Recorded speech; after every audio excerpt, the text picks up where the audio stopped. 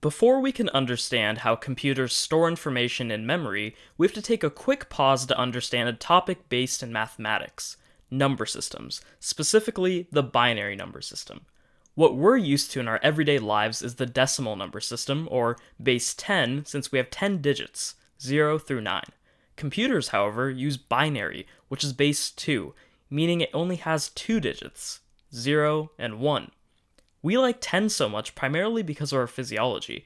We have 10 fingers we've been counting on our entire lives. Similarly, computers like 2 so much because electric current can be in only two states: on or off. And just to be technically correct, we don't call the 0 and 1 digits anymore. In binary, these are called bits. And just to tie things together with what we've been learning about hardware, let me make a quick note about bits and bytes. We said that a bit is just one binary state, either 0 or 1. Well, 8 bits make up 1 byte, which we learned last time was the size of one single memory location. Those bytes then go on to make up the megabytes, gigabytes, and terabytes that define the sizes of our RAM and memory. Let's keep that in the back of our heads as we move forward. All number systems operate according to the same general rules, with small changes based on the base number. So what do binary numbers, or base 2 numbers, look like? Well, let's take a look at understanding how decimal numbers, or base 10 numbers, work first. Well, if I have a 3-digit number, so it'll have 3 spots, the first spot can contain any digit from 0 to 9, the second spot can contain any digit from 0 to 9, and the third spot can also contain any digit from 0 to 9. But what does that really mean? If I put a 3 in the first spot, well, that's just 3. That's because in the ones place, it's whatever number you have times 10 to the 0. If I have a 7 in the tens place, well, that means not just 7, but 70, because it's whatever digits here times 10 to the first. And if I have, let's say, a 5 in the hundreds place, well, it's not just 5, it's 500, because it's this digit times 10 to the second.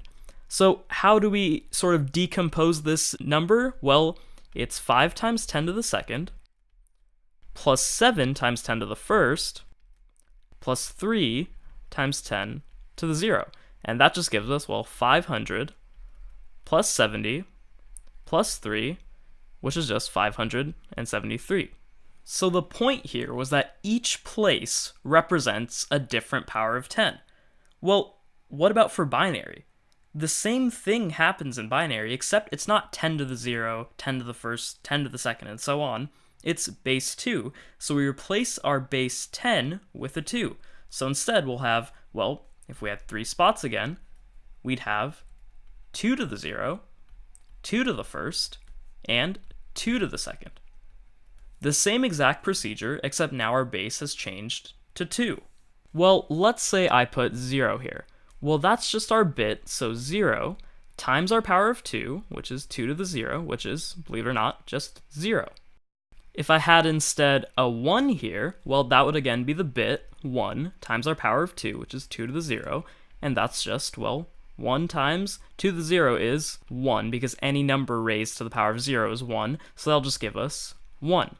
Okay, great. So 0 and 1 in binary are the exact same as 0 and 1 in decimal.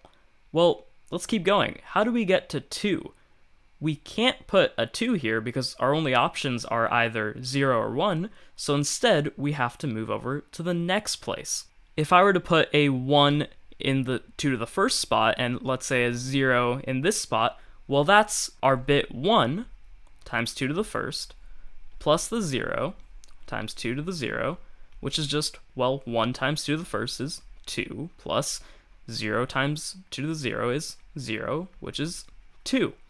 And we can keep going. So if instead of 1, 0, if I had 1, 1, well, that would give me 1 times 2 to the first plus 1 times 2 to the 0, which is 2 plus 1 equals 3. And again, I've run out of spaces now, so I'd have to move over to the next open spot, 2 to the second, and if I put 1, 0, 0, well, I would get 1 times 2 to the second,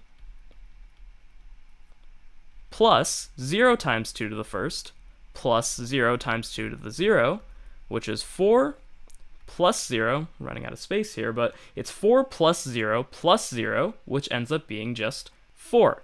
And we could keep going. So if I had 1, 0, 1, well, that would become 5. If I had 1, 1, 0, that's 6. If I had 1, 1, 1, there's 7. If I had 1, 0, 0, 0, so I had to move over another place, over to 2 to the third, that gives us 8.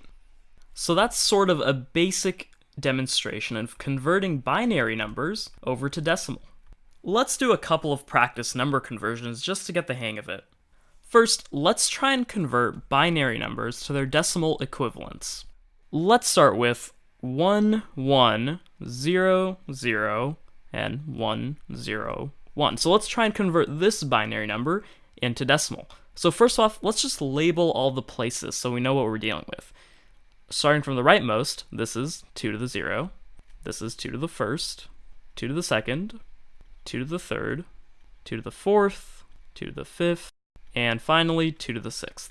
So now let's go ahead and convert it just the same way we did last time. So we'd have in this first spot 1 times 2 to the 0, which gives us, well, 1 times 1, which is just 1. In the next spot, we have 0 times 2 to the first, which is just 0 times 2, which is 0. Next spot, 1 times 2 to the second, which is 1 times 4, which is just 4. The next spot is 0 times 2 to the 3, and we don't need to work it out, but we can. 0 times 8 is just 0 again. And the next spot, same thing, 0 times 2 to the fourth, same as 0 times 16, but again, that's just 0. And then now we have 1, so this time the number will be included. 1 times 2 to the fifth is 1 times 32, which is 32. And then finally, the last spot, we have 1 times 2 to the sixth, which gives us 1 times 64, so 64. So these are all the individual components. We have 1, 2, 3, 4 places where the powers of 2 are actually being expressed. There's a 1. All the other places aren't contributing at all. So let's just add up all the pieces that are contributing. So we have this one, 4, 32, and 64. Everything else is 0. So let's add all of this stuff up, and we'll end up getting, well, 6, 7, 11, carry the 1, we'll get 101.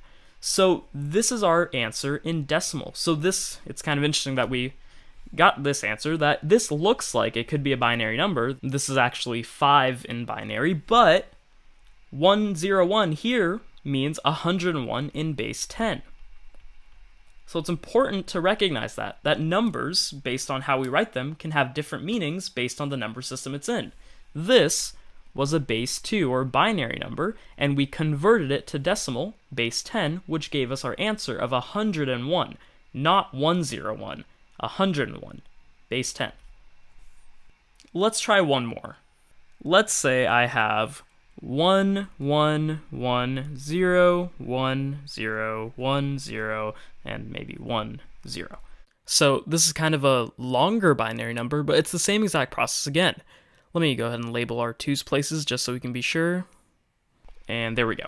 So we have all of our places labeled, but this time let's just be a little bit more efficient with our math. Instead of using the 0 places, which we know are just going to give us 0, let's just count the ones that have 1s in them.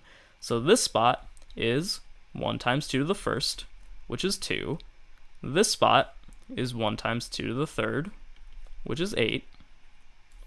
This spot is 1 times 2 to the fifth, which is 32. This spot is 1 times 2 to the seventh, which is 128. This spot is 1 times 2 to the eighth, which is 256. And finally, this last spot is 1 times 2 to the ninth, which is 512. So now let's go ahead and let's add all of these guys again. And the reason we left out these zeros is because they're not going to contribute anything. It's just 0 times whatever power of 2 is still going to be 0. So let's add up these guys, which are contributing to our final conversion answer, and we end up getting, let's see, 10, 42, 170, 426, and then finally 938. So this is our final answer in base 10. So again, we started off with the number in binary, base 2, and then we converted it to base 10, to decimal. So this binary number is really just 938. Okay, so that's not too bad. It's basically just using the bit in each place and multiplying it by its corresponding power of 2 and then adding it all together. But what about going from decimal to binary? Let's do an example so you can see what I mean. Let's say we want to convert 67 from decimal to binary. Well, binary is based off of powers of 2, so what we have to do is figure out what's the largest power of 2 that fits inside of 67, or what's the greatest power of 2 that's smaller than 67. Well, we know that 2 to the 6th is 64, and that fits inside of 67, so let's go ahead and draw out our places again. So we have 6, 5, 4, 3, 2, 1, and 0, and let me just write out the powers of 2 just so we can keep track of them. And we said that 2 to the 6th is 64, so let's go ahead and represent that by putting a 1 in the 2 to the 6th spot, because 1 times 2 to the 6th gives us that 64. Okay, but that's just 64, and we want 67. We still need 3 more to get there. So let's go ahead and, again, that difference is 67 minus 64 is 3, and now we repeat that process again. What's the largest power of 2 that fits inside of 3? Well, that's just 2 to the 1st, which is 2, so let's go ahead and represent that by putting a 1 in the 2 to the 1st spot. And again, what's left now? If we take the difference again, 3 minus 2 is 1. What's the greatest power of 2 that fits inside of 1? Well, that's just 2 to the 0, which is 1, so if we take the difference this time, we just end up with 0, which means we're done. And let me not forget, we have to represent this 2 to the 0 by putting a 1 in the 2 to the 0 spot, and now we're done. We have 64 plus 2 plus 1, which gives us our 67, and we don't want to add anything else to this guy, so we'll just put zeros in all the empty spaces. That way we don't add any extra powers of 2 that we don't need. These kind of just serve as placeholders to separate the powers of 2 that do matter, the 2 to the 0, 2 to the 1st, and 2 to the 6th. So there we go, we just converted 67 to binary, 10000011. Let's try another one. Let's say I'm trying to convert 2,579 to binary. Well, we just do that same process again. It might be a bigger number, but that just means we have to find a bigger power of 2. So what's the biggest power of 2 that fits inside of this guy? Well, let's go ahead and write out our powers of 2 and try to figure it out. 2 to the 6th, we said, was 64. 2 to the 7th, 128. 2 to the 8th is 256. 2 to the 9th is 512. 2 to the 10th is 1024. 2 to the 11th is 2048. So we're almost there. 2 to the 12th is 4096. Okay, so this guy is too much, so we don't want him. But 2 to the 11th, 2048, that fits inside of 2,579. So let me go ahead and write out our places this time. We'll need 11, 10, 9, 8. 7, 6, 5, 4, 3, 2, 1, and 0. And let me just write the powers of 2 again, just so we can keep track of them. And to represent this 2048, we're going to go ahead and put a 1 in the 2 to the 11th spot, and let's repeat that process we did last time. So we started off with 2,579, we added that 1, which gave us that 2048. Let's figure out the difference. That's just, well, 1, 3, 5. So we have 531, and what's the largest power of 2 that fits inside of this guy? Well, we have 512 right here, which is 2 to the 9th, so let's go ahead and represent that by putting a 1 in the 2 to the 9th spot. Let's get rid of this 512 and let's see what we're left with. Well, we're left with 19. So now we just repeat the process again. What's the largest power of 2 that fits inside of 19? Well, we know that 2 to the 4th is 16, and that fits inside of 19, so we're good to go there. So let's represent the 2 to the 4th by putting a 1 in that place. Let's see what's left.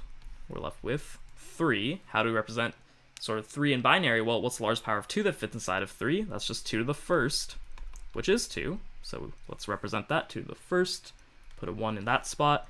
Let's see what we're left with. We're left with just 1. What's the largest power of 2 that fits inside of 1? Well, that's just 2 to the 0, which is 1. So let's represent that guy by putting a 1 in the 2 to the 0 spot. Subtract it again, and we're left with 0, which means we're done. So here we have it. We have 2,048, 512, 16, 2, and 1. And all these guys add up to give us 2,579. We don't want to add anything else, so we just fill in these empty spaces with zeros. That way they can separate out the ones so they're in the right places, and they won't contribute anything themselves. So there we go. We have 2,579 converts to this number in binary. So that's how we convert from decimal to binary. It's a little more involved than going from binary to decimal since you sort of have to work backwards, but it's definitely doable as long as you know your powers of 2. So now we have a solid understanding of binary, the base 2 number system, which serves as the foundation for how computers store numbers digitally.